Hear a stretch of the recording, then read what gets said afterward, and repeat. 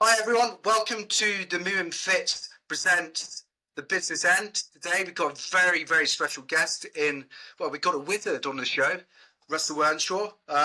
He's the co-founder of the Magic Academy. He was a wizard really before he founded it anyway.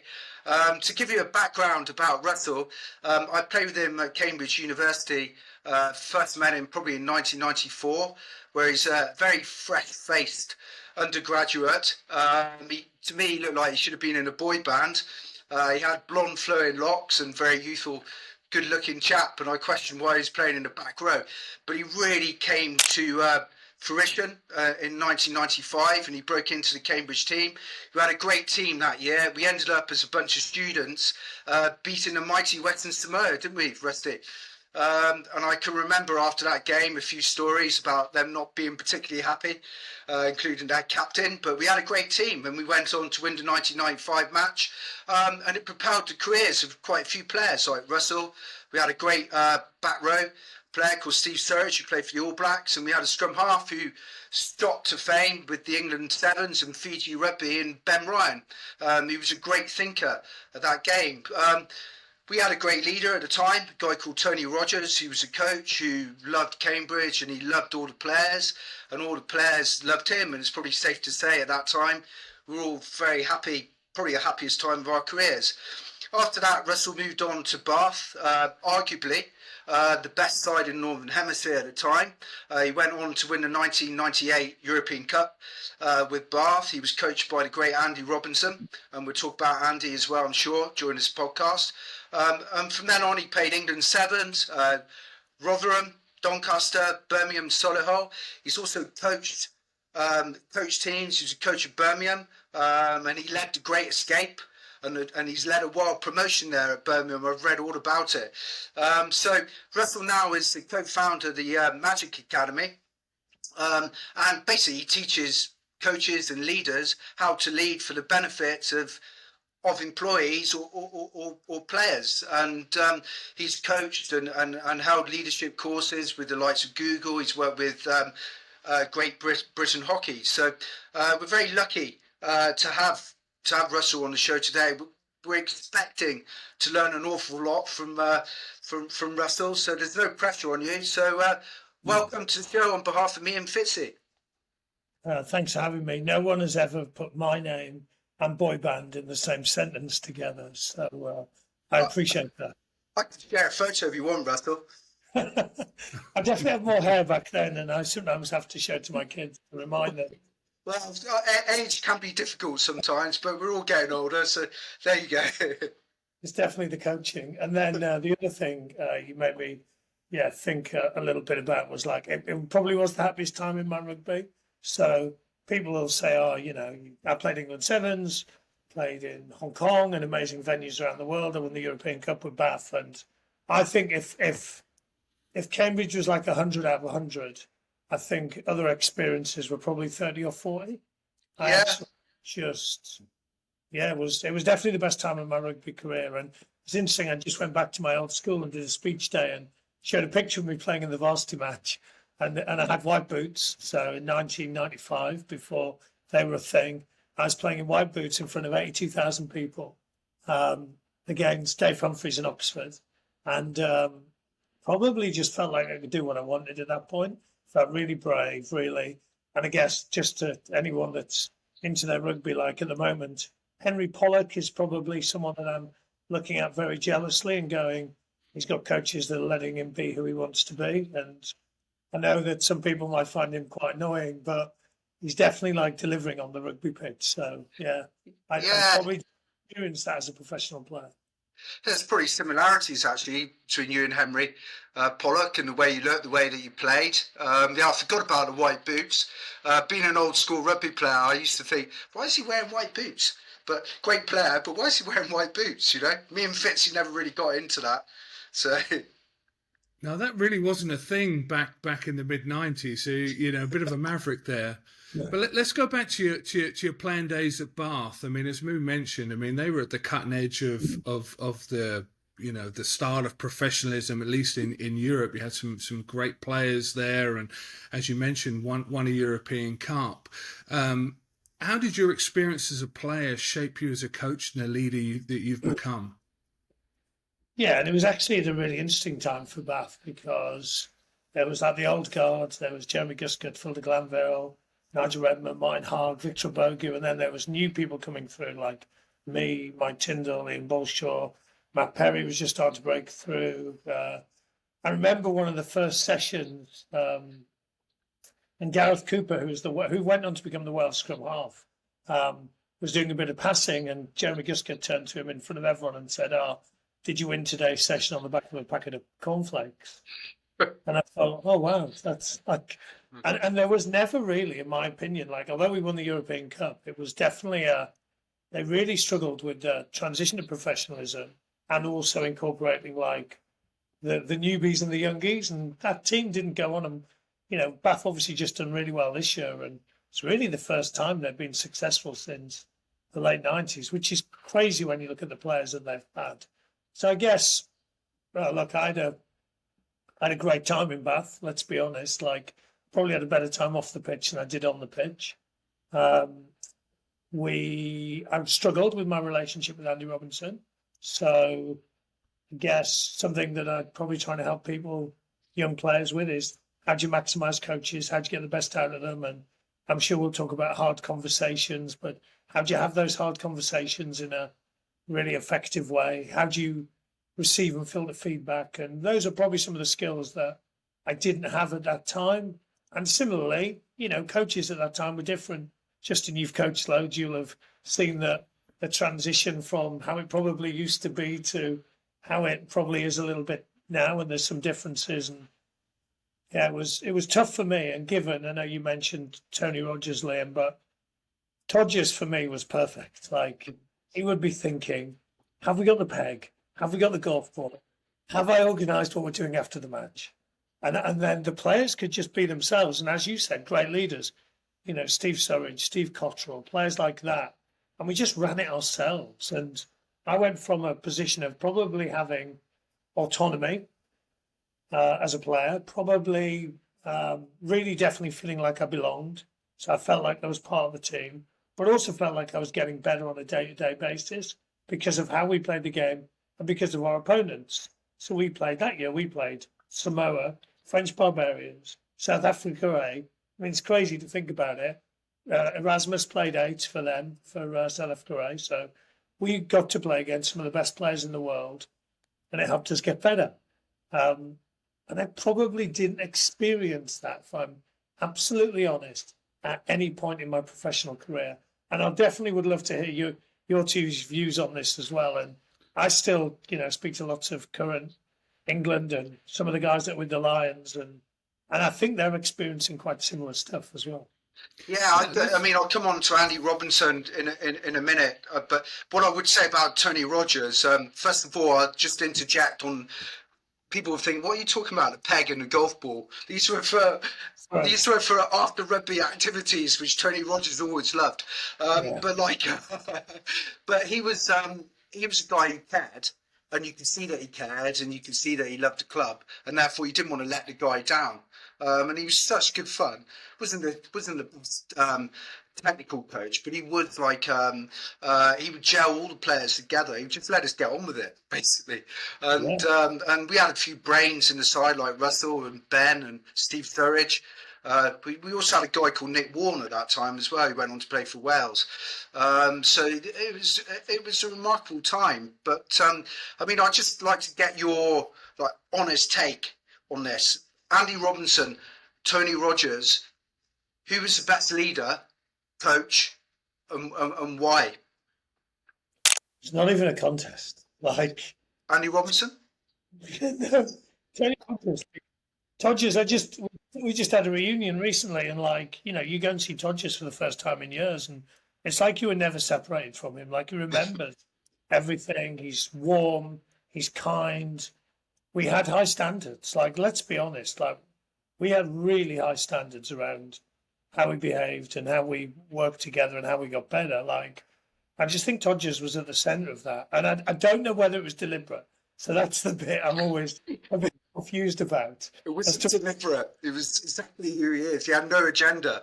He just played out himself. Yeah, I don't think he had an agenda really, and then he used the expertise of the group. Like, I was, you look at some of the best coaches in the world. They're, well, not the best coaches, but people who are coaching in the Premiership or international. You've got really good players. It's actually really easy to coach.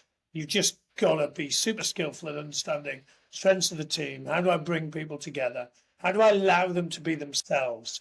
Because the reason that Pollock's playing for the Lions is because we want him to be Henry Pollock. We don't want to change him. And so I definitely felt, and I experienced this another time. So I was a teacher for 2 years, and I definitely experienced people wanting to change me. So, and I'm super resistant to that. So I don't know how other people are with that, but I know that I will almost rebel at that point. And I was the speech that I was sharing. I showed the part of the stadium at Bath where I had my final conversation with Andy Robinson, which was, I don't care how well you play, I'm never picking you again.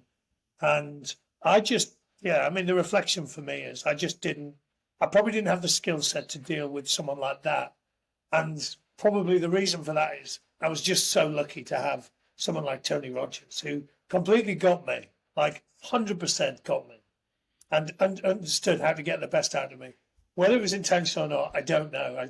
I should have asked him at the reunion. So what you're saying, the difference between the two is Andy Robinson would tell you what to do, and how to do it, and basically you felt that you perhaps have a bit more license to play, and it was too rigid for you as a player to grow and develop and to learn. Is that what you're saying? Yeah, some of the players joked to me about him wanting to have like a joystick and control me on the side of the pitch. And then we had things like, we played Leicester once, and he said at the first line, I wanted you to punch Neil back. And I was thinking, well, this is quite weird. Like, how did that go, Rusty? I didn't punch him. We beat Leicester and it was fine. But I just rebel against that stuff. And of course, like, some other people don't. So there's lots of people that are more than happy to keep their head above the below the parapet, not say anything, conform, do what they're told, and play bang average rugby, quite frankly, and not get better. However, that's not what I really wanted to do. No, it's so interesting as well, and I'm sure Liam would concur this. I mean, we were at London Irish at the time, and sort of looking through the window of what was going on at Bath. We held them in high esteem. As you mentioned, some great players, great results. It was always a torrid time to go down to the Rec for us. We knew we were going to be likely to get a hiding, and so to hear your perspective on how it was run and the problems that it had there. But that seems to be a common theme in that transition from amateur to professional. A lot of coaches and players didn't really know what it should look like, and it certainly evolved over that period of time. And empathy of the coach and the intelligence of the players as well. So we had and you'll remember. So I was going to say we had Ian Bolshaw, and they were trying to change Ian Bolshaw. So at one point, Ian Bolshaw, I remember him saying in a meeting, "Just give me the ball, I'll score every time." And I thought he probably will. Why don't we just give him the ball more often? Yeah. But then we're also struggling with transition. Like, we had, what's his name, came over as the S&C coach from the Auckland Blues. Jim Blair came over.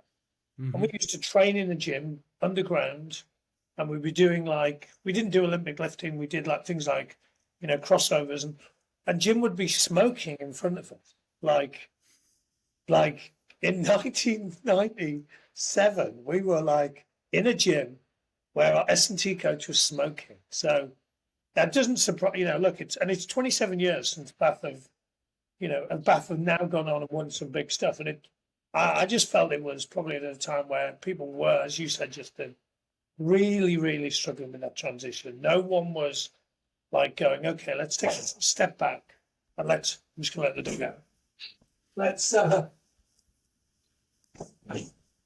Let's take a step back and think about what the future of the game is going to look like. What's the future of coaching going to look like? What do we need to do that other teams aren't doing? And of course, we see it a lot across a lot of sports. I do a bit of work in hockey, and Belgian hockey is a really good example of. They changed how they played the game. Everyone was doing man on man, so they started doing zonal, and then they evolved their zonal, and they won a European, a World, and Olympic, and they didn't have the best players.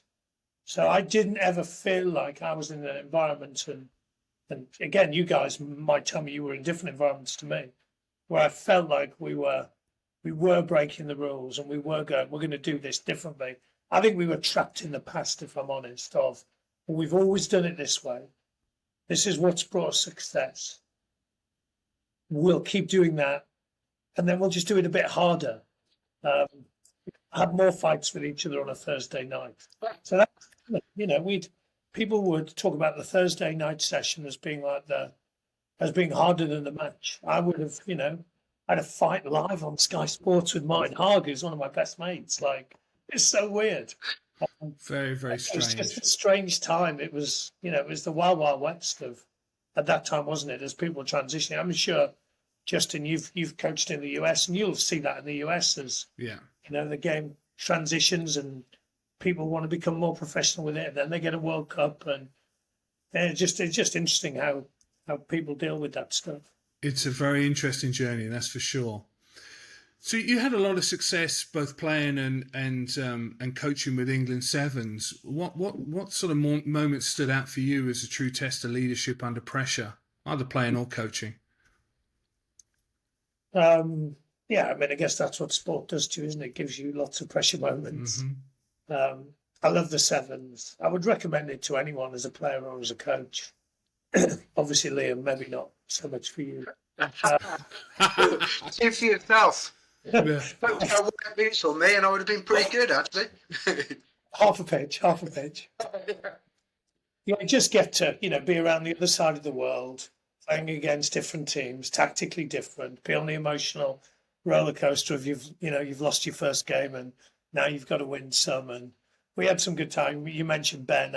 I'm always taken back to in 2009 we won the Wellington Sevens and we were 19-7 down at half time. Jet lag, we're just tired. We've had a tough route to the final where we're playing against the host team. There's 50,000 people in the cake tin, and I'm thinking, I have no idea how we're going to win this. And then Ben Ryan does it, and you can see it online. He does a halftime speech where he just kind of takes us all to the future of we've got all the excuses in the world. It's going to be pretty cool when we win today, and we won. And so I love those types of moments. I've also had times where we've lost big games, and you're on the other side of the world, and the people you want to really speak to are asleep, and that's pretty challenging. I think coaching can be super lonely, and I guess one of the things I'll generally try and do with the coaches I work with is at least create a really helpful network for them, so they've got people they can problem solve and ask questions to and help them. Because I know I had some great times at Birmingham, but I ended up for 3 weeks on a drip with just exhaustion, and that definitely gave me a pretty good lesson in looking after yourself. And same as with players, like recovery, reflection, stepping off the hamster wheel. They're super important skills, aren't they? Yeah. 100%. So going into the Magic Academy, which is what you're doing now, is you're training leaders effectively to be better, whether they're in business or sport. What do you think the magic is to you in leadership? Yeah, and I'll talk about coaching to start with, but I'm definitely like, I think everything. So if you think about coaching, I think like the most important thing is environment. So if I speak about the environment that Tony Rogers created, like it probably allowed me to be my best. It's probably a good question to ask people, isn't it? Like, if you could give me 2 top tips, Justin, to help me help you be at your best, what would those two things be? So I would definitely think about environment first thing, and that's almost like, you know, sometimes a bit intangible, sometimes a bit invisible, but you'll see that in how people behave. Then for me, I think a lot about that practice design. Again, I don't know about you guys, but we were often on the wrong level of the game. So on a Thursday night, we were fighting with each other, which was like a ridiculous level of the game. But at other times, we were doing like loads and loads of unopposed stuff, which was like level 0. But we were quite good players, so kind of on the wrong level. So for me, I start with like, have we got our practice on the right level of the game? Is it the right level of challenge for people? Then I go, okay, am I, as a coach, am I aware of what I'm doing? Where am I standing? Who am I speaking to? Who am I not speaking to? It's my tone of voice. How am I giving feedback? How am I receiving feedback? Like, what coaching skills am I using? So I think if you get your practice on the right level, you develop self-awareness, which is exactly the same in leadership, isn't it? Like being aware of, like, how can I be at my best? What triggers me?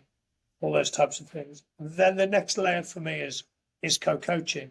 So if the three of us were coaching together, there's a bit more of a spider web, isn't there, of understanding, okay, Justin and Rusty, you guys are going to run that game at the start. How are you going to work with each other?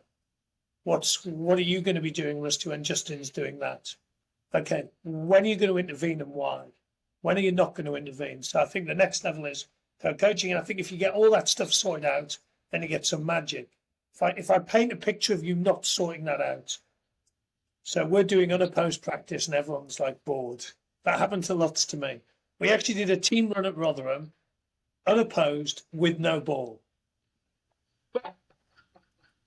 Honestly, it was, and actually we weren't bored. We were just all laughing. So we were just like laughing at the ridiculousness of this. Shout out to Steph Nell, who's in my top 5 worst coaches. So if we're on the wrong level and I'm not aware of what I'm doing, and we're coaching together, and me and you, Justin, are just speaking to the same players because they're the players we like, and we're giving them different information, or possibly even worse, we're not speaking to, there's these 3 players that we don't speak to, then we will have no magic. We won't help players get better. So for me, that kind of sequence of thinking about practice design, my coach behaviours, then our co-coaching spiderweb and how we work well together, which is the one that I think lots of people aren't being that intentional around, if I'm honest. They're not spending loads of time planning their co-coaching. Then I think we get to some pretty cool stuff, don't we? And I guess take that into the business environment, and that's, you know, so it might be a meeting. So actually, like, cool, have we primed the meeting well? Have we got the right level of the meeting and people engaged in it? Have we got the right people in the room for the meeting? Okay, what are we going to be my behaviours, and actually, how am I going to interact with other people? Then I think we get to magic. I picked meeting because whenever I ask people, like, tell me about your best meeting, your most impactful meeting, you know, put your hand up if you think you're going to meetings that you don't need to be in. Put your hand up if you think your meetings could be better. And it's just it's a part of leadership where the reality is you have to run meetings, and it's become even more complicated because you now have to run meetings that look like this, where people aren't together.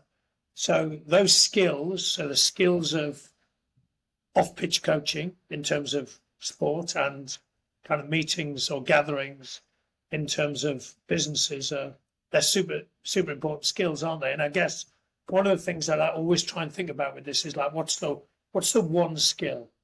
What's the one skill that's going to help you move you to the next level? So it might be that the meeting skill I need is better priming. So actually sending stuff out in advance so that when we turn up to the meeting is a debate where everyone is well informed, and, you know, as an example. So, or it might be that, you know, my skill as a leader that I currently need to work on is just asking better questions. So cool. And I guess my job is to sometimes make people aware of what those skills are, and then also help them develop them. And I'm lucky enough to work with the Premier League, and I'll give a big shout out to Danny Newcombe because I think he runs the best coach development out there, where we just put people in really, I say suspended reality, but it feels like reality, fully immersive experiences around all of this stuff, coaching, match day coaching, off-pitch stuff, challenging conversations, managing upwards, all the skills that coaches and leaders are going to need. That's super interesting. You go back what you said there earlier in terms of, I think most coaches and leaders within business are looking at profiling their players and their employers. I think that's fairly standard. But to go a level deeper and working at how you interact with the other leaders, whether it be in a business, how you support them, and as coaches as well, how you sort of mesh as a jigsaw to best serve and support the players, employees that you've got. I think that's something that's not done, or at least I've not seen it done very well intentionally. Sometimes it happens, right? You've just become part of a group, and that's happened to me at least a couple of times. But it's more luck than judgment, I'd say. So that's incredibly interesting. I'm pleased that it's happened to you at least a couple of times, Justin. But yeah, those things. So like alignment, communication on things like how we make decisions and all those things. In my experience, I've been in lots of environments where I've thought people aren't even on the same page here. Like my first meeting at Bath, we went and we met and we decided what we were going to do. Like we set some goals for this evening, and it was basically to win everything. So like, we won the European Cup. The goals were win the disc, win this, win this. And we walked out, and I walked with a couple of internationals, and they just said to me, "That's not going to happen, is it?" And I thought, well, we're in trouble before we've even begun. Like, we've had a meeting, everyone's nodded their heads, they've walked outside and said it was a load of shit. Like, what world are we living in? Like, it's, and again, both of you have been in environments where that is the case. I mean, I guess it's slightly easier for me now because I work for myself, so I've only got to be aligned with one person. For sure. Going back on what you were saying about your positive experience at Cambridge, you quoted as saying you don't need to tell people what to do. And, and that seems to very much be, or at least what I'm hearing from Tony Rogers, creating that environment and so on. How do you help leaders move from control to trust, right? And get the best out of people? Yeah, I think control's a fantasy, like, especially in sport. Like, let's take rugby, like 15 players on the pitch, 15 on the opposition. Like, you'll never ever see exactly the same picture twice with the same players in the same positions. So I think it's a fantasy to think you're going to be able to remote control all of that stuff. And then what are the skills? I asked that to the leader the other day. He said, "I'm really struggling with giving up control." And I said, "Oh, well, if I could give you one skill, what would it be?" He said, "Yeah, I probably need to be better at delegating." Delegation's a skill, isn't it? Sometimes the skill is to be able to step back and observe someone else fail a little bit, but not step in. And I'm not saying it's one or the other. It's like, clearly developing ownership is a really important thing for us to do. And so the skill set to do that is, but what I am saying, and what I said earlier, so, if learning is building on prior knowledge, so if you take an example, I get to work in the pathway and work with players like Tom Curry, Marcus Smith, like I'd be pretty foolish to try and make those players as good as me.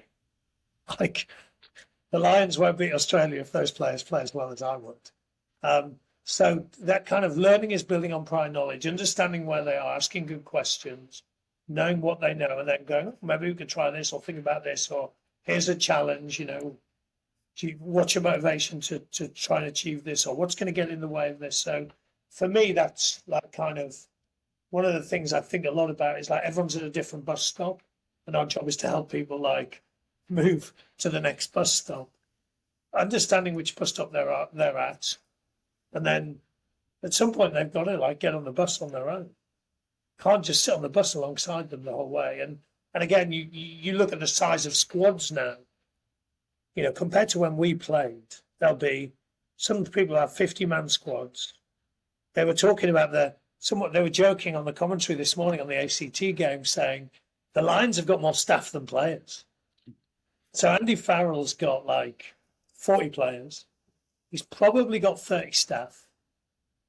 that's a pretty big spider web to control. Yeah. So For sure. I think there's two things. One is my skills as a leader, but then the other thing is the skills of to develop the skills in other people of being able to grow themselves, take responsibility, do what's required at the right time, pre-mortem what problems might occur, and get ready for those things. So I think there's, as a rugby coach, my job is also to help those players have the skills to help themselves. And again, I go back to my career, and I didn't have those skills. So Todd just did lots of things. But one of the things if I could have asked him, I wish if I had my time again, I would have gone, Todd, what would it be like if I had to do with someone different to you? Like, what would be the skills that might help me there? So I'm kind of a little bit obsessed with helping. And you think about it in education, I definitely seeing learned helplessness in lots of kids as teachers do more and more work. First is the kids turn up with lessons with intention. Actually, today's lesson, I'm going to ask 3 great questions, or today's lesson, I'm going to concentrate for the first 10 minutes as hard as I can, or today's lesson, I know this topic really well, I'm going to help 2 other people get better. So I think there's 2 sides to that kind of ownership there, and our job is to help with both sides. Yeah, so one of the things as well, I mean, you're touching upon quite a lot, and we've talked about is having difficult conversations as a leader, and as an employee or a team member. You've got to be able to have difficult conversations. Fitzy mentioned a quote from Jordan Peterson to me last night, where all the kind of little white lies add up, and also you get the saying like, kill the monster whilst it's small. There seems to be, you're adamant, and actually so am I, that all leaders should be able to have difficult conversations. I mean, what tips would you give leaders so they can have the ability to have those, or people in general? And going back to Andy Robinson and Bath and all your experiences as a player, how has your rugby career shaped your thoughts on that? Yeah, it's interesting, isn't it? I did a thing at Quinn's a few years ago and said to the players, I've stand up if you think you'd have more points in the league if you were good at having important conversations with each other. And everyone stood up. And I said, it's like stay standing if you're practicing them. And most of the people, 2 people stayed standing. Most of the people sat down. And when you look at it like that and go, we get more points in the league if we practice this skill, and we're currently not really practicing it. It's pretty crazy to think about it like that. And I'm sure, again, you guys have been in environments where you go, Justin's, you give me lots of nods. So where you go, God, I wish I'd had that convo with that coach or with that player or with that.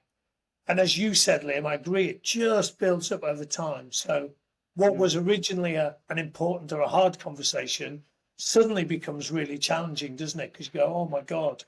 Because one of the things we know around feedback is that timeliness of feedback is one of the major things to it being effective. So you didn't tell me for 6 weeks. All right, that's interesting that you've chosen to not tell me for 6 weeks. So I think that's my start point, is that whenever I go to places, they tend to go, we would be happier. We would be working more cohesively. We would be more effective. We would have more points on the table. We would win more games if we had this skill. I don't see where people get taught it. No. If I'm completely honest, it's not on the curriculum.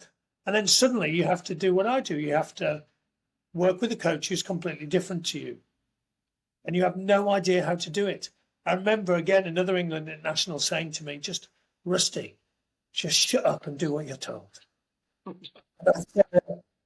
That's making me want to rebel even more. And then when I became a coach, I had to release people from contracts. I had to sack someone. I had no experience of it. And then it would become worse, wouldn't it? Because my body would be telling, avoid this at all costs, Rusty. And you're thinking, no, but I have to have it. And but my body's saying avoid it. So I guess what we've tried to do again is turn it into skills. So what are the skills that we think are important in having hard conversations? And we bring in actors and actresses, or I'll do it with people in person. So done it in lots of club environments, and we'll play out different scenarios. We'll play out a deselection conversation. We'll play out you've been on your phone conversation. We'll play out a sacking someone conversation. We'll do all that stuff, whatever we think would be helpful for that group of people. So, and then some of the skills are things like statement of intent. So starting off the conversation with like, Justin, I need to share this information with you because I love you and it's really important that we have these important conversations, is we'll definitely make sure that you're aware of my intent. Because I might tell you something and you might go, well, hang on a second, why does that come from? So actually my impact to my intent would be different. So things like statement of intent, I think being clear and kind can coexist. So sometimes people think if I'm clear to someone, it's really unkind. No, it's super kind. Yeah. Well, what isn't kind has been dragged into a room in Bath and told you're never getting picked unless, and it being a complete surprise to me. That's not kind. Totally agree on that. Quality of your questioning, quality of your second questions. What do you mean by that? It seems like this. Tell me more. Ghost hunting is a skill we talk about. So actually, what's the baggage I'm taking in the room as the person? You know, because I had a really poor experience of being released. Now I'm avoiding this. So what are the ghosts that I probably need to hunt? How do I stay adult to adult? So anyone interested in, might look up things like transactional analysis where, you can turn into a parent or a child and actually staying adult. And an adult is listening, is asking great questions, is playing back. I think I've heard this from you, Justin. Am I correct? Is asking great questions. So I guess what we've tried to do is, and there's way more skills than that, is try and get people to go, okay, what are one or two skills you probably need to work on that are going to help you be even more effective in this area? So, and it gets received really well. And people usually say to me, God, I could have done with that 10 years ago, Rusty. And I could have done with it 10, 20, 30 years ago. And Brunchy said something the other day, he just said, I actually think, so we're working with some football coaches, Premier League football coaches. He said, I think this is the skill that is going to decide how far you progress in this sport. And I tend to agree. They're all really good coaches. They're all good people. And the thing that's going to get in their way is politics, is avoiding those convos, is having them, but it not being delivered that well. So, yeah, it's something we're working pretty hard on with the coaches. So, Yeah. I mean, I was going to say on that point about having difficult conversations, that equally applies to employees or players, because sometimes, and that goes back to developing leaders. So employees or players feel like they can knock on Andy Robertson's door and say, "Look, why are you asking me to hit Neil back? Where's the positivity in this?" And you should be able to. I mean. You should be able to have those open conversations, and it should be encouraged for employees as well, because a lot of employees are scared to hear the truth, that look, you're not performing in X, Y, and Z. They don't want to hear it, and psychologically it's very difficult. But if you create the right environment, they will want to hear it because they know the leader's got the best interests at heart. I mean, I think our open conversations at London Irish, we used to have truth sessions, didn't we, Fitzy? We did. You can elaborate on those, maybe. Well, and it's interesting what you're both saying there, and in my experience, I mean, it's hard to be clear and to be kind, right? As you use the example of your body reacting against it because it's going to be uncomfortable both for you to say it, but also to hear it, and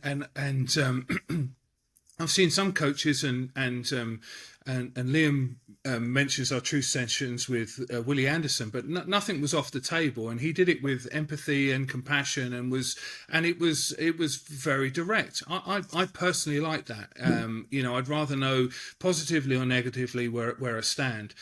We'd all get drunk afterwards, Fitzy. I'd say. Well, yeah, maybe we'd all get drunk afterwards. That's probably why we didn't win too often down at the Rec. But above and beyond that, many years later, Matt Williams was coaching at Ulster, and early on, and you've got different seasons, so to speak, within the season in my mind, and that. you're doing a lot of hard work during the pre-season, but there's no pressure. Nobody's been selected or dropped or anything at that point. And he made a point of laying out and setting some parameters. And he would often say, feedback is not positive or negative; it's just feedback. And he would set frameworks up to deliver feedback, whether it was inter-player or coach to player or player to coach. And you say, look, I need this from you. Rather than, shaking the finger and telling you what you've done wrong. He said, look, I need you to do, to make more tackles or whatever it was. And that really resonated with me because, taking the ego away from it, it was an ask, not a tell. And I thought that was pretty positive, and certainly shaped how I looked at it when I moved into coaching. Yeah, that sounds really helpful to me. Like having a shared mental model around feedback and giving and receiving it would be helpful. It might be as simple as like all our feedback is kind, helpful, timely. Yeah. But let's just agree what it is and what it isn't. So, shouting at someone in front of everyone is probably not going to be that helpful. No, 100%. So, moving on, you've worked across elite sport and global businesses, and you've mentioned some of the teams you've worked with, and GB Hockey, New Zealand Sevens, Google, amongst others.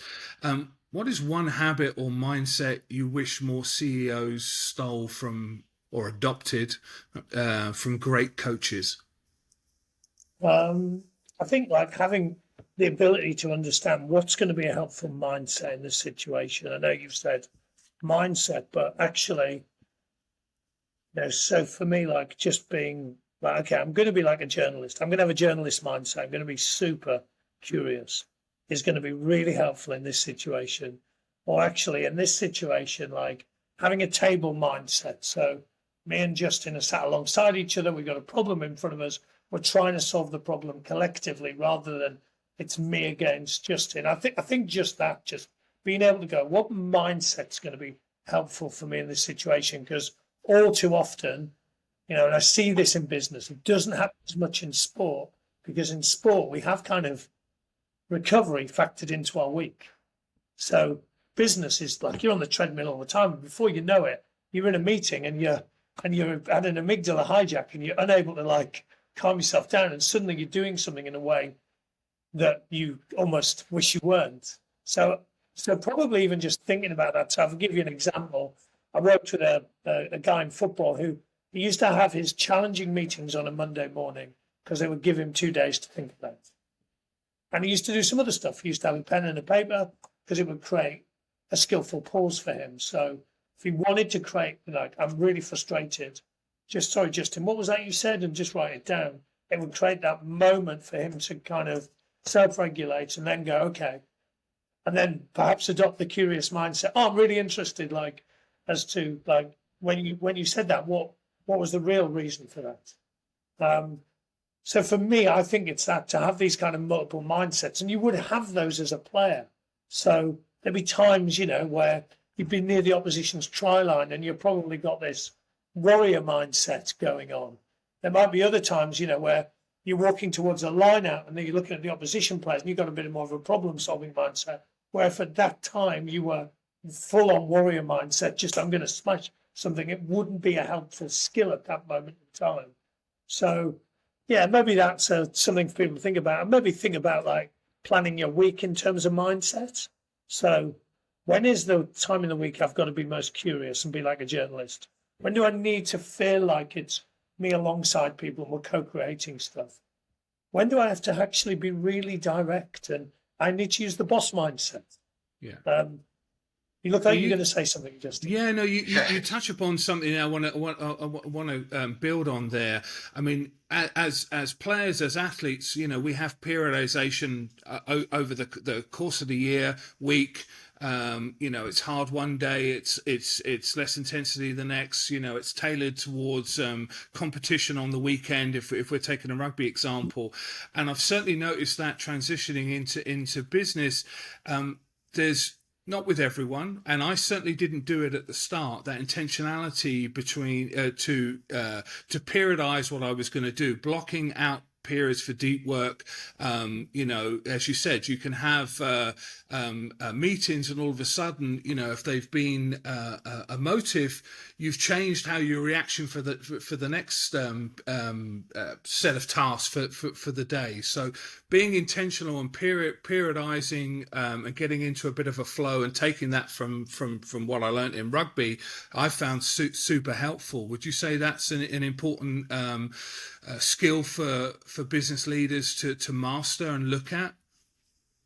Yeah, and whatever it is that's important to you. So let's say you are exhausted, then actually planning your week for energy, which is obviously probably your most important commodity. Mm-hmm. Or let's say you've had a bit of feedback saying that your listening hasn't been good enough as a leader, then, okay, when are the 4 times in the week when I need to listen like I've never listened before?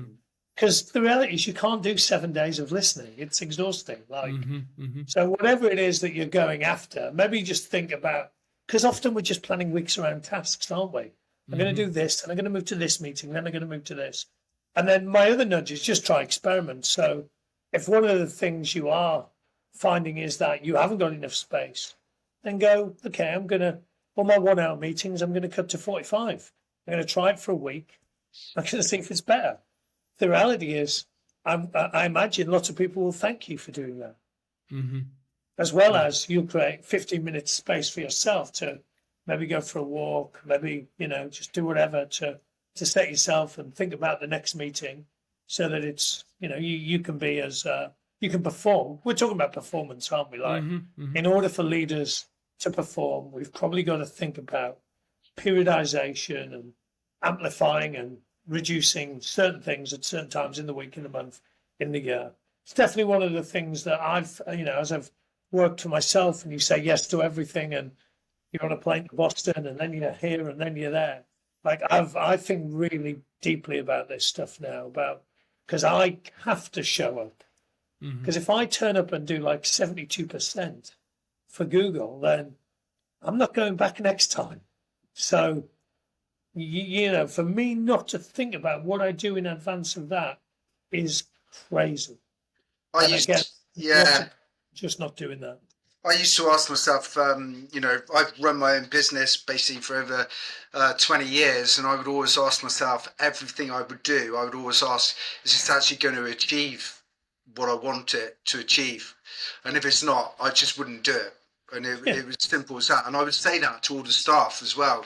We were in recruitment, so it's about sales. And I would say to staff, look, I'd try and get them to think. I'd say, why are you doing that? Are you actually going to make a sale from doing it? And it would tend to work. And I've got to say as well, listening to you, Russell, what I would say is I don't actually think businesses are well prepared or as well prepared as sports teams when it comes to like leadership and management and all of these things. And I think that this is one of the reasons why we do these podcasts, is because I think business can learn an awful lot, particularly like from team sports like rugby. But one of the other things that you talk a lot about is psychological safety, and you're saying that's the essence of performance, that safety net. What does that mean for you? And how could businesses ensure they have the tools in place for that? I'll start with a story. So I spoke to, it was 2 of the girls that played for England in a World Cup final that they lost. And they said to me, we were stood under the post and we knew what we needed to do to win the game, but we were too scared to say it. I was like, oh, that's cool. Like, just wait another 4 years to win the World Cup. Like, there's, and that is psychological safety, isn't it? The ability to be able to just say what's on your mind, to, without fear of repercussions. And again, it's a massive, like, multiplier for people. If someone just goes, I don't understand what you said, Rusty, please tell me. Then I don't 2 weeks later go, did you not listen to what I said? And then we've wasted 2 weeks of like something not happening. So that ability for people to go, it's probably to give feedback, probably to go, I don't understand, I need help, is sometimes is quite frowned upon in sport, if I'm honest. So there's been a bit of a debate around, does psychological safety fit within elite sport? And I think it does, but and I think because of that, because people go on to games, and I call them the false positives sometimes. So maybe look back on your week and go, when were the moments where that player didn't say they didn't understand? Because we thought all week they were going to do this, and then in the game of the weekend, they didn't do it. Like, they didn't do it. Like, let's look back on the week and work out why that happened. And often it's because of lack of psychological safety. It's that inability to go, I don't quite understand that move we chatted about, or that line out. Would we do that in their 22 or not? Mm. And for me, that's one of the interesting things in sport is that, we have structures, we have things that help us like anticipate what other people on our team are going to do. But the reality is that ability to adapt is what wins you championships, is what wins knockout games, is going, no, let's stay down on this line out, let's surprise them. Or as the Lions did today, like Marrow competed 5 yards out, didn't he? Looked like he wasn't competing and then competed.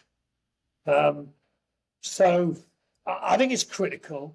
Of course, what I'm not saying is that everyone just is constantly speaking the whole time and telling what could go wrong and all that stuff. But I think in moments where someone feels like they've got something that's really important to say, it's going to be helpful for the team.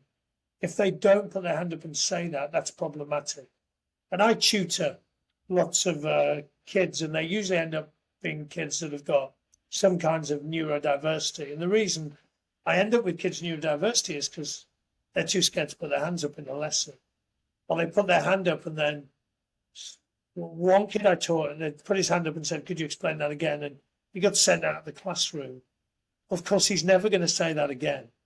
And that's going to have huge impact on his performance in exams and his learning and his relationship with the teacher and lots of other things. So, I guess that's how I think about psych safety. And I do think it's a multiplier. I think it's something that, and so for me, a good example, and I have to be really intentional with this, because one of the other things I have is I think everything's going to work out. So I'm not even thinking about what could go wrong, quite frankly. I didn't think there was going to be a dog in the room. So when I go to New Zealand, I've probably told this story a couple of times, I'll generally say to the coaches on day one, let's imagine it's 2 weeks' time. I'm getting on the plane back to the UK and you've had the worst 2 weeks of your life. You can't wait for me to leave. Could everyone just write down the 2 reasons why that was?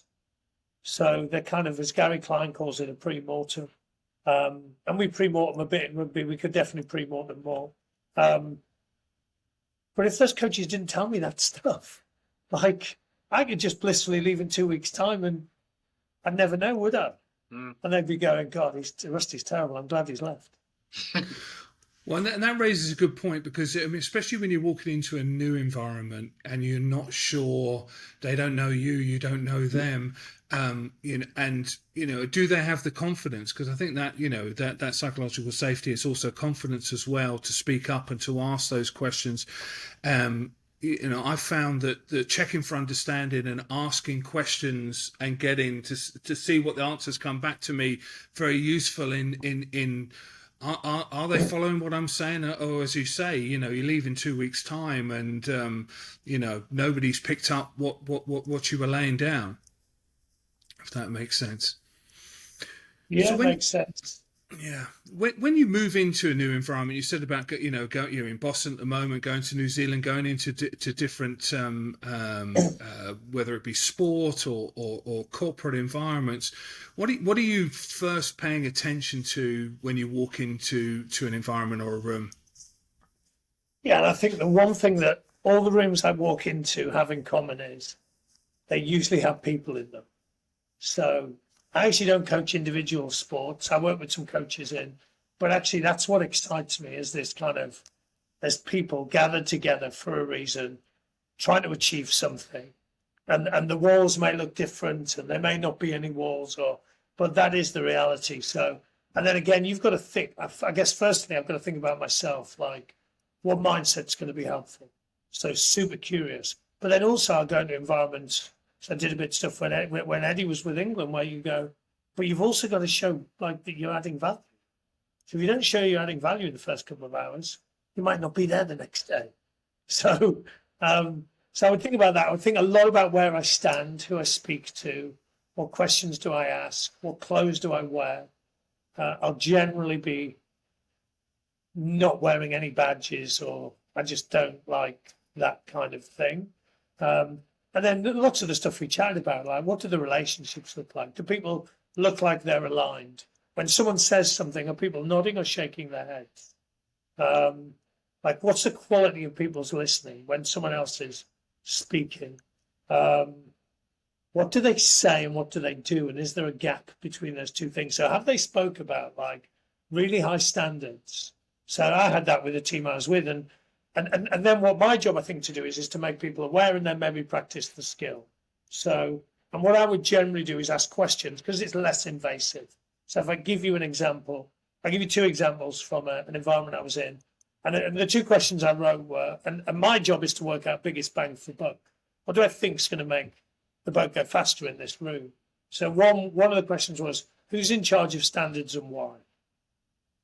So I noticed that there was a really low standard session and neither players or coaches did anything about it.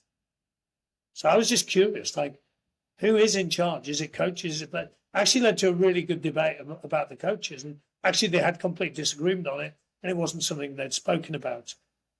But it was helpful because I also think that high quality training is really helpful. Really low quality training makes you really good at doing low quality things. So, and then another one was I was in an environment where I was like, okay, so people haven't chatted about how they're going to work effectively together. They haven't shared the bits of the spider web. So one of them was, so one of the questions I wrote was, if you could share one thing with the rest of the team that'll help them work even better with you, what would it be? And then I just give the coaches options. I go, right, everyone gets to pick two questions we can answer. I think I'm pretty good at designing the questions. And then we just talk about it. It's less invasive than Rusty going, you lot don't know how to get on with each other, or standards aren't good enough and no one did anything about it. Now, of course, sometimes I might do that. But I guess my job is to raise awareness. I don't think they're aware of either of those things. Another one that I'll do quite a bit, so it probably gives a good example of it. So I'll often see how people plan. Now, if I've got a run up to seeing them, I'll generally ask them those questions. So when planning, what are your top 4 considerations? If you could add 2 things to the session plan and take 1 thing away, what would it be? I would definitely try and get some information in advance and get the coaches not to speak to each other on it, because that'll give me alignment. And planning's such a simple one, like, people are really misaligned on what they think planning is. Like some people are thinking it's about the activity and others are thinking, no, it's about how we stretching the individuals. But of course they're not. If this person's the boss, then actually we're not taking account of some of this stuff. So I've generally, lots of things you can notice. I guess my job is to go, well, what's going to give us reasonable bang for buck? And reasonable bang for buck might be actually the coaches work out how to get on better with each other, and we just keep coaches here for longer, and they're less stressed. Because again, I go to lots of environments where people are generally like highly stressed. They're relieved at the weekend when they win again. Like they're relieved. So yeah, lots of things to look for. I'm sure you guys have got, and some of them, people might say, some things are a little bit more harder to see than others.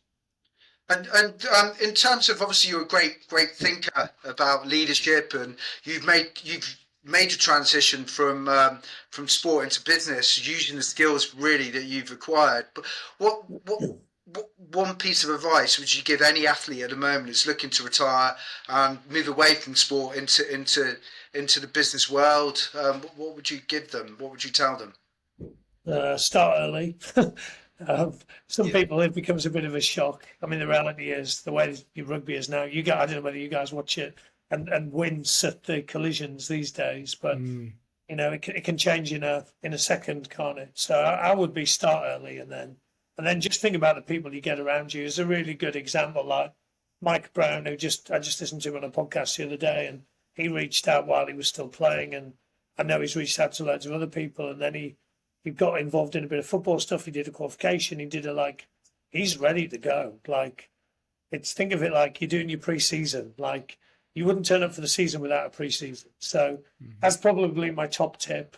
And then just be comfortable that you are going to not necessarily find what you want to do straight away. Lots of rugby players can be frustrated. They can go, oh my God, people don't want to get better here, or this happens here, or I've got to wear a shirt and a tie, or whatever it might be. Just be comfortable that you might have you might get a few wrong on the way. Yeah, I mean, me and Fitzy discussed this. And you think a lot of the issues are sometimes a loss of identity. You know, you're like Russell Earnshaw, the rugby player, and then all of a sudden you're now a business coach. Some people struggle with that. You know, some people struggle with like they've achieved the very pinnacle of their sport, and then all of a sudden they're starting on the lower ends of the spectrum, and they find that quite humiliating and quite difficult to do. And also the difference with sport is it's a passion of you know, and you know, that's your identity, that's what you believe in for 20 years of your life, and then all of a sudden that goes at a young age. You might not get the emotional hits you get from sport in business. Yeah, I'd say so. If you are one of the best players, you will get a job. Johnny Sexton's on the line still. And then I listen a lot to how people introduce themselves. So, I'm Russell Earnshaw, I'm a rugby player. I'm Russell Earnshaw, I'm a coach, versus I'm Russell Earnshaw, I'm a husband and a father and a coach. And sometimes I get the order wrong. I loved Rory McIlroy spoke about, he obviously just won recently, and he said, I stopped chasing outcomes and I chased a feeling. And I like that. I like the idea of actually I'm just chasing being happy, just being cool with that. And that's probably what I'm chasing, is just being happy, feeling like I'm getting better every day. It's an adventure. I get to hang with my family. Probably that was you threw me because you said only one thing, but I also was thinking about, definitely think about who you want to be. And you raise a great point there. That it all comes back to that growth mindset, which would have helped you as a player. How do I be better? What do I need to do today, in this moment, this week, this season, to reach your objectives, and transferring that, and starting early, so you build up that skill set in whatever interests you and finds that passion. I think it's the key to life, I think. So. Yeah, I agree. I have 3 rules on work, 3 questions I ask myself. Will it be an adventure? Will I learn? And can I take my family? So I'm in Boston at the moment doing all 3. I will allow 2 out of 3. Other things just don't come into consideration for me. Those are the important things for me in my life. I want to keep getting better. I want to go on adventures, and I want to spend as much time as I can with my family. They might not want to spend as much time with me as I want to spend with them. Fair play. So you're quoted as saying leadership is often about creating space. Can you elaborate on that, and how do leaders create the right kind of space under pressure? Yeah, I guess we've touched on this a little bit, really, with that kind of preparing for your week, your month ahead. I love Gary Klein's pre-mortem. Again, just thinking about, when do I need to create time? When do I need to go for a walk in the woods? A good question for everyone to ask themselves, and you've already referenced deep work, is where do I do my best thinking? Where do I do my deepest work? And again, I think if you can do more of, so for me, I do deep work early in the morning. I get up at 5:30, 5 o'clock, and I'll do work then. And so I do work then. It creates time for me at other times in the day. And that's not a normal 9 to 5 routine. And where do I do my best thinking? When I'm walking in nature. So I go for walks in nature. Me and Fred walked yesterday. It was an hour. Went for a swim, walked an hour back. And to be fair, Fred said to me at one point, Dad, are you tired? He went. I said, no, I'm just thinking. He went, all right, you just seem a bit quiet.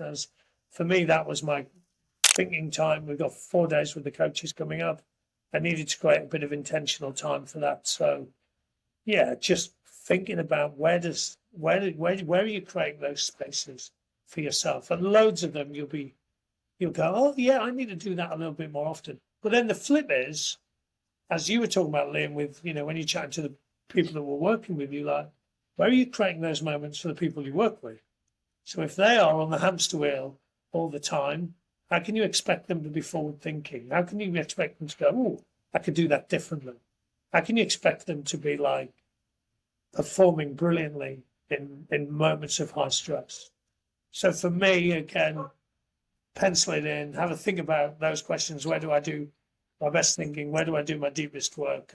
And just get intention around it. And the intention might be just try and experiment. Just going to try and walk in nature twice a week for an hour and see what impact it is. I'm going to try and do all my meetings as walking meetings instead of in the office. Any call that's a Zoom, I'm going to do for 30 minutes while we're walking, and then we're going to jump on for the last 15, and we're going to agree the outcomes for the last 15. Just try experiments. Yeah. So, I mean, one thing we discussed as well about going back to leadership is empathy. And I've seen this in my own life, and I know you've experienced it as well.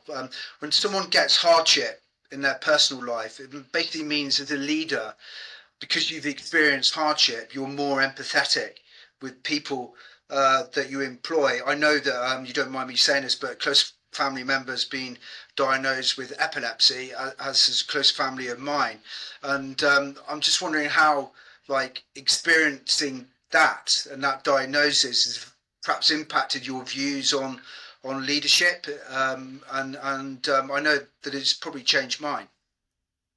Yeah, I mean, I'll start with a story. So I was at Ealing Trailfinders, and someone turned up late, and the immediate reaction of the head of performance was to send him out and chastise him in front of everyone, and turned out he'd been in a car crash.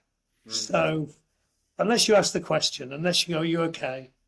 Then it's pretty hard, isn't it? I heard a really good analogy the other day of sympathy versus empathy. And sympathy, often we're just throwing facts at a drowning man. You shouldn't have gone swimming there.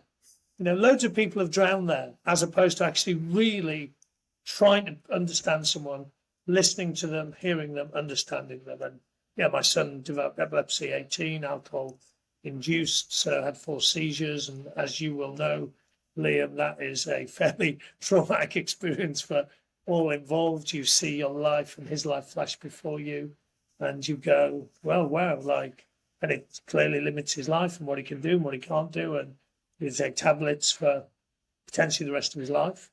And he's lucky, like he's alive and he's okay. But people have got stuff going on all the time, haven't they? So to think of, everyone as this homogenous thing is just crazy.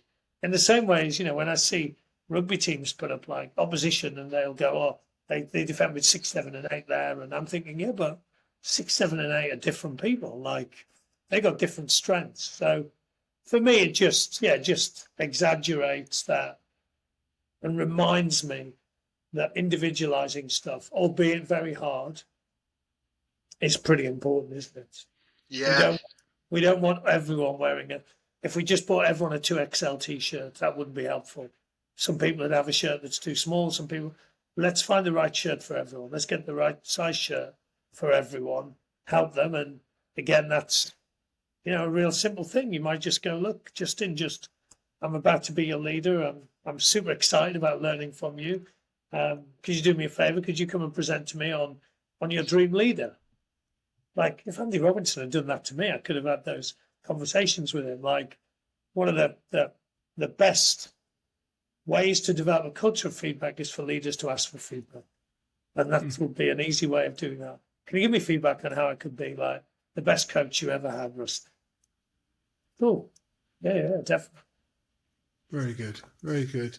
And and to pick up on your earlier point there, I mean, you never know what's going on in somebody else's life. Their journey to work, their family situation. Are they going through stress with a partner or spouse? How are their children getting on? There's a myriad of different things to go on. And it's so important to pause, before you know, address a team culture issue, like you mentioned, being late. You know, was there a legitimate reason, or did the guy just sleep in? You know, yeah, it's very, very important. Right, we're into the. I guess there's something Go on. something that's a good prompt for me on that as a leader is to go, like, what question do I need to ask? Often we're telling people stuff as opposed to going, okay, what question do I need to ask? For sure. Very good point. So we're into the quick fire round here, Rusty. So don't overthink it. 5 questions, rapid fire. What's one leadership book you actually recommend?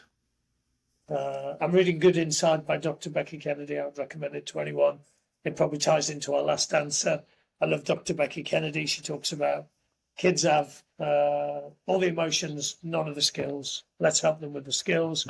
And my favourite book is, but it's a fiction book. Well, it's not, it's a true book, but is The Other Wesmore. So are 2 guys that grew up called Wesmore, both single parent families in a tough part of America, and both go on different trajectories, and the people you meet along the way are really important.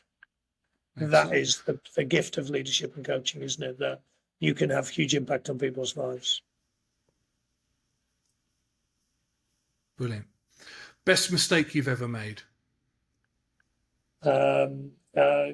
Caving into players at one point in my career where I probably wasn't as certain about what was important to me as what.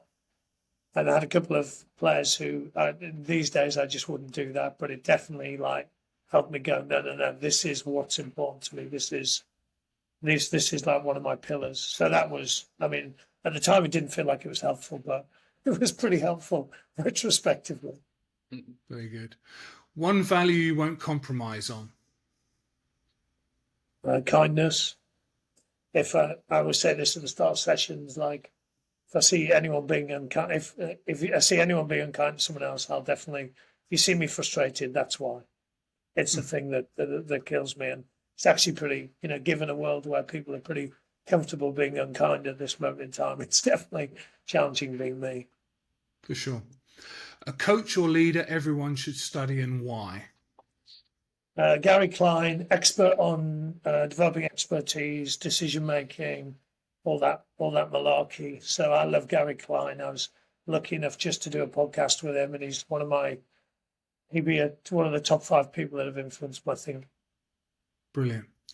Well, Russell, thank you for joining us on The Business End. Your ability to blend a deep expertise with curiosity and vulnerability and a touch of mischief is certainly something we can all learn for, and very rare in sport and business, I think. You've challenged us to rethink what it means to coach and lead and create environments where people can truly thrive. We're grateful for your time, your insight, and the magic you bring to every conversation. Thanks for joining us today. Thanks, fellas. It's been a pleasure. Thanks, Russell. Thank you.